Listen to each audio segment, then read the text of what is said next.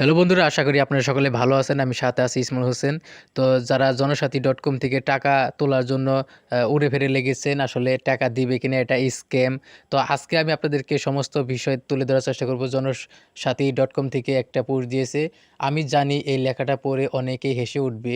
কেউ বলবে ভুয়া, কেউ বলবে এরা টাকা খেয়ে ফেলেছে। কিন্তু সত্যিটা একেবারে অন্যরকম। এই জনসাথী.com কোনো কোম্পানি নয়, কোনো ধনী বিনিয়োগকারী নয়।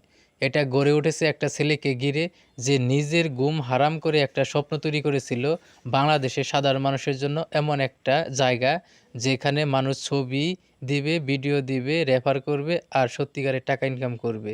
আর সেই স্বপ্ন বাস্তবে 1 লাখ মানুষের এত যুক্ত, কিন্তু ঠিক এই মুহূর্তে আমার হাতে একটা টাকাও নেই। আমার সামনে ২,০০০টি উইথড্র রিকোয়েস্ট জমা, এবং আমি তাদের কারো মুখে না বলতে পারতাছি না।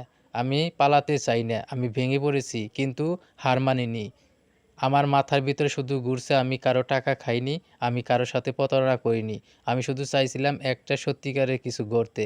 আজ আমাদের এই একটা অনুরোধ, আপনি যদি পাশে থাকেন, যদি একটু ধৈর্য ধরেন, যদি একটু বিশ্বাস করেন, তাহলে হয়তো এই স্বপ্ন আপনার দাঁড়াবে। আবার মানুষ হাসবে, ইনকাম করবে। আমি কাঁদছি না, শুধু আমি লড়ছি। আপনি পাশে থাকবেন তো? তো আসলে এটা জনস্বার্থে একটা বাংলাদেশি সোশ্যাল প্ল্যাটফর্ম।